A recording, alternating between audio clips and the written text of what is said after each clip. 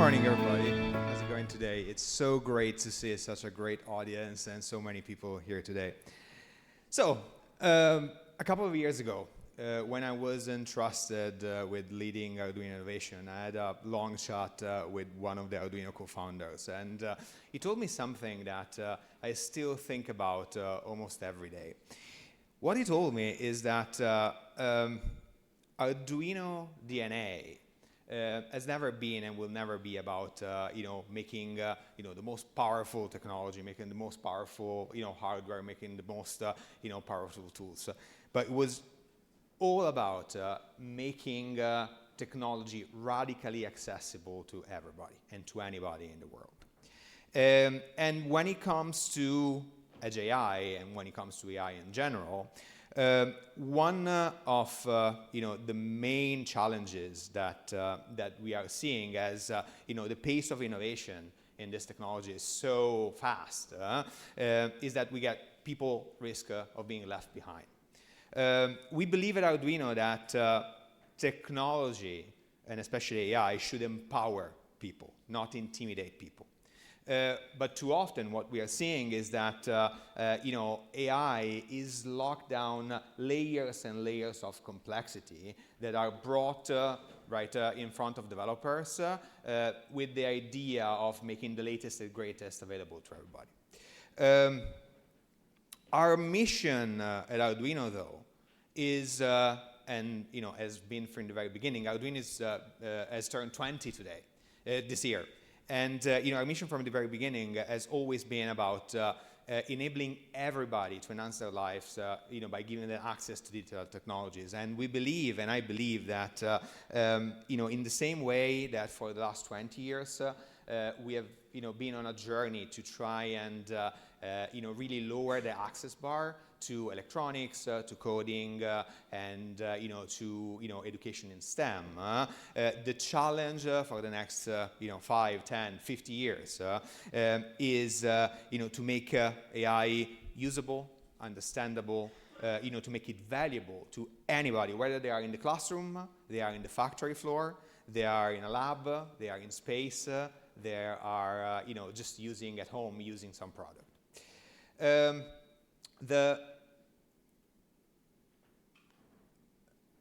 When we come to the point is how we are solving this, the idea is to rely really on a bunch of pillars, right? Arduino is a platform that is built on simplicity and on some really core pillar.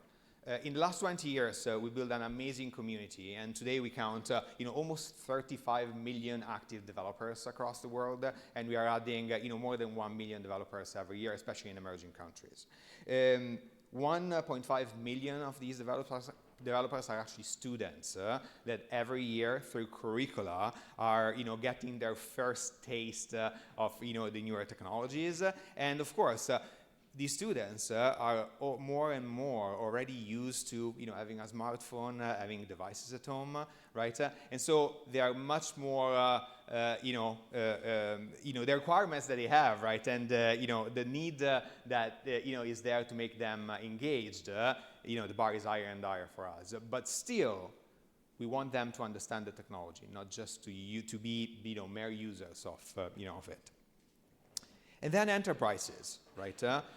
We have over 2,000 enterprises today that are actively deploying, either on their factory floor or in their product portfolio, Arduino technology as part of their product and their value proposition. So from hobbyists to industrial applications, we really, focus on building a set of tools and, tool chains and cloud and learning content with the goal of, creating one connected experience across, across the journey.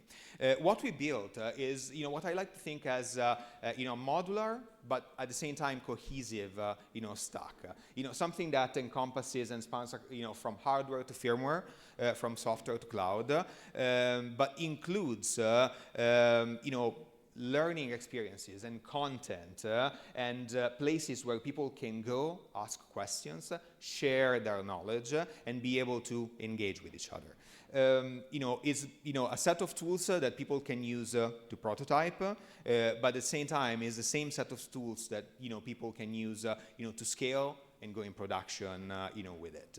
The result that we are aiming for is to enable people to go to be on a frictionless journey from the idea to the result of that idea, to really appreciating, benefiting from the result of that.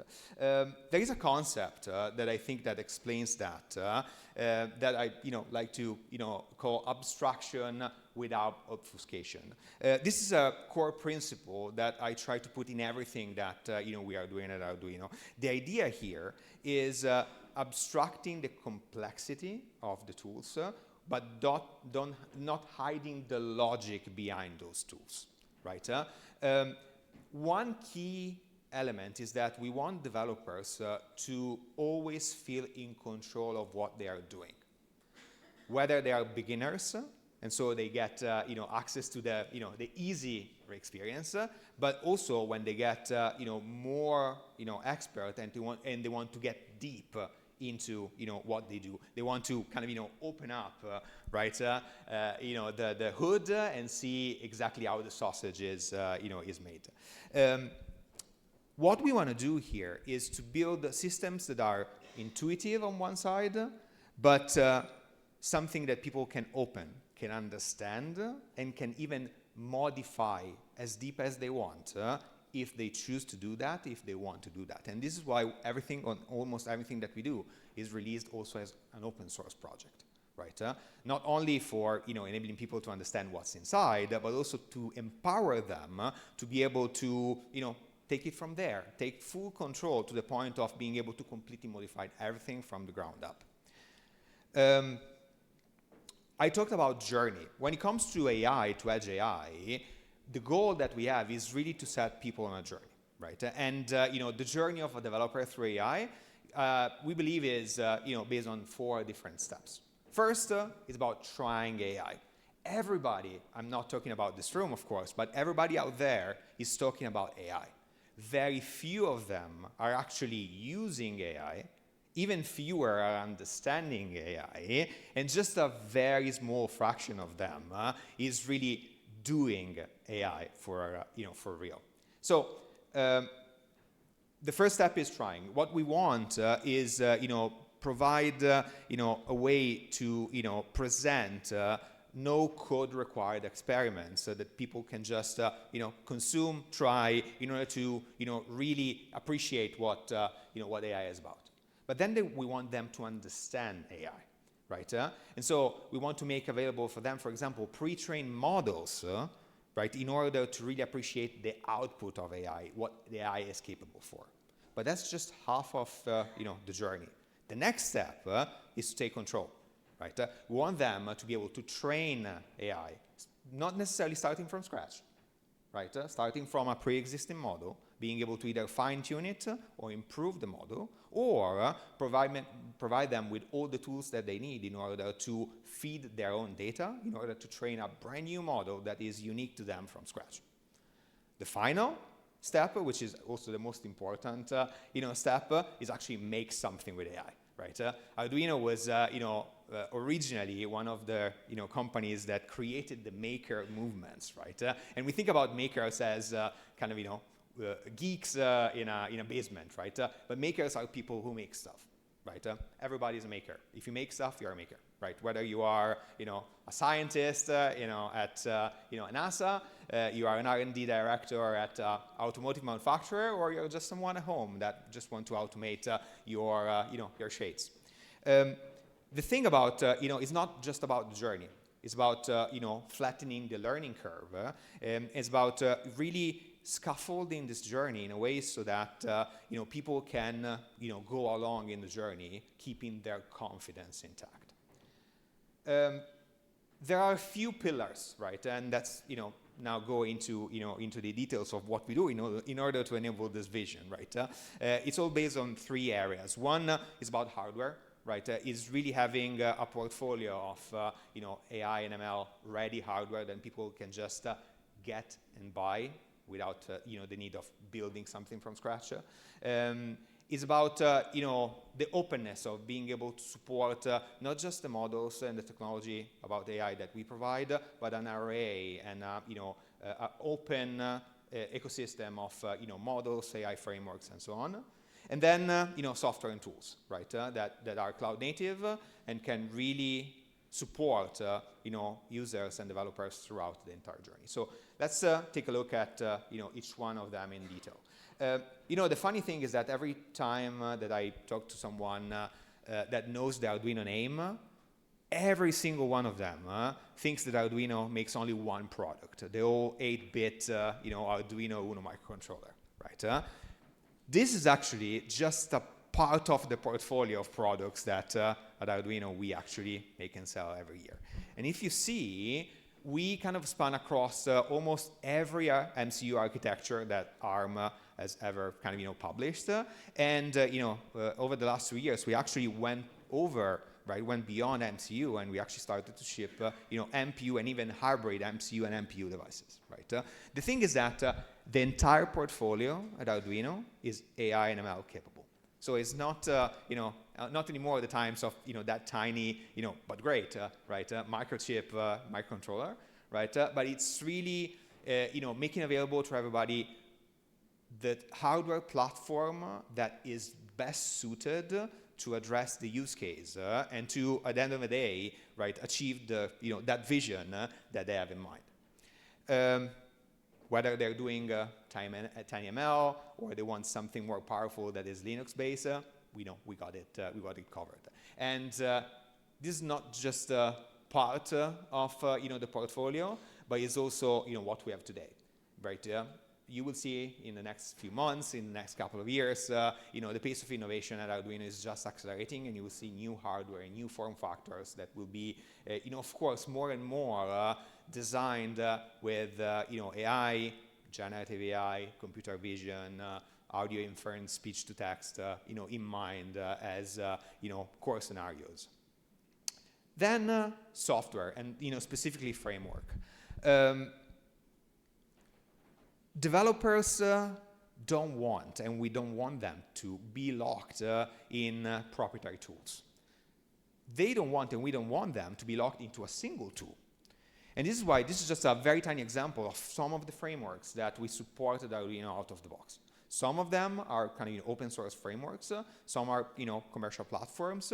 Some are kind of hybrid between the two. We create examples, so we create native integrations, so we create libraries, so that those frameworks can be used and supported out of the box. And we foster a community of people that want to actually bring into the ecosystem new frameworks and new technologies, right? I was kind of looking at the forum the other day, and there was someone that was kind of asking how they could add native support with a library to small language models in the Arduino ecosystem, and a couple of our engineers are supporting them to be able to do so. Right, and so the key here is that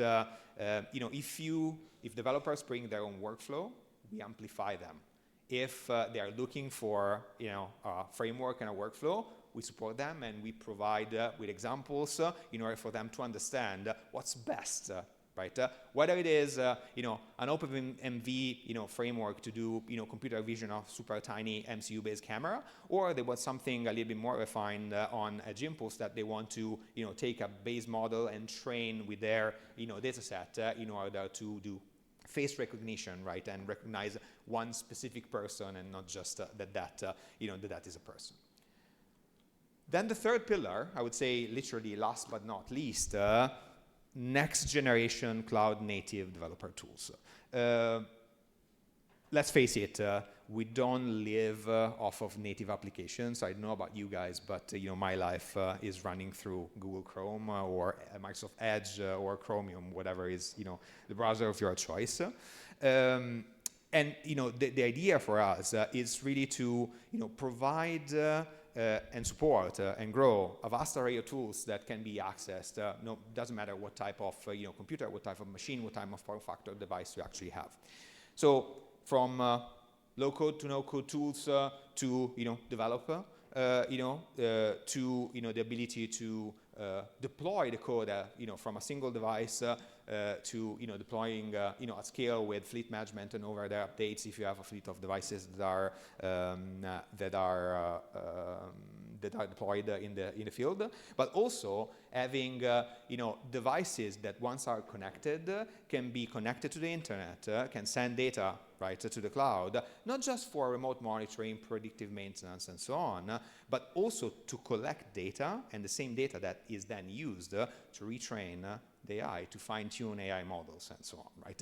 It's everything is brought together in not just in a single tool, right, but in an ecosystem, right, of systems that are seamlessly working together, and where developers can go, pick and choose what they need, and assemble them together.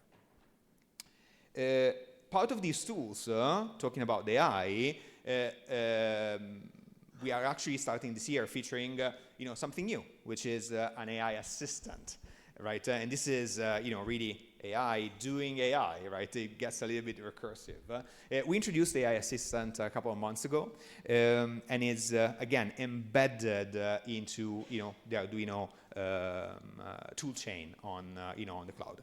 Arduino AI assistant is I like to call it more of a coach than a co-pilot, and it's something that developers can use not just to ask for code that they want to be generated. It's not just vibe coding, but it's a fundamental tool for people to understand what they're doing. You can use the AI assistant, take a snippet of code off of Stack Overflow, and have the AI assistant explain what that code does.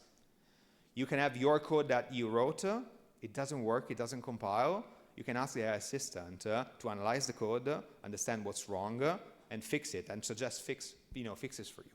You can have code, maybe you're not like me, a good developer, and you want it to be optimized, to consume less memory, or to be faster. You can ask the AI assistant to rework your code in order to make it more efficient, or to make it more suitable for a specific platform. The idea is really thinking about it as a coach, to level up your embedded intelligence, if you will. Last thing. Why should you believe what I'm saying? That's, if you haven't asked this question, you should, and I'm actually asking this question for you. Well, Arduino is an open community. You can just take a look, go out there and, just Google, Arduino, Google Arduino forum, look what people are asking and what they are saying about the result of their work. Go on Project Hub, see the projects that people are doing. Just choose Edge AI or AI, and you will find every project that people have published. But also take the word of top professional developers and companies that have standardized their innovation on Arduino. One example is BMW Group. Right? We are quite big in automotive. Every single automotive manufacturer in Western automotive manufacturer is doing prototyping with Arduino. But BMW Group has standardized their innovation on our technology, and they really rely on the framework and the tools in order to standardize and really cut the innovation time, right, from the drawing board to production. One example of the way that they actually implemented Arduino and Edge AI, if you happen to buy a Rolls-Royce Phantom, and I really hope that you do, you will see that there are 1,000 LEDs in the ceiling, which is something that they call the starlight headlining. Right? And these lights are actually representing the stars in the sky of the location where you are. And the whole thing is actually controlled through an Arduino device, or actually to Arduino design, and is kind of using an Arduino framework with an ML framework that I'm not able to disclose. Is they brought their own framework in order to being able to to provide this type of experience to every single developer. So we want AI for everyone, and we want it for real. This is not a slogan, this is a principle, this is a tenet that is what we operate with every day at, at Arduino. We mean it. We believe that AI must be inclusive, it must be educational, and more important of all, it must be empowering. At the end of the day, what we want for the ecosystem up there, for every single one of you, is put you in the condition that if you can imagine, you should be able to build it. Thank you.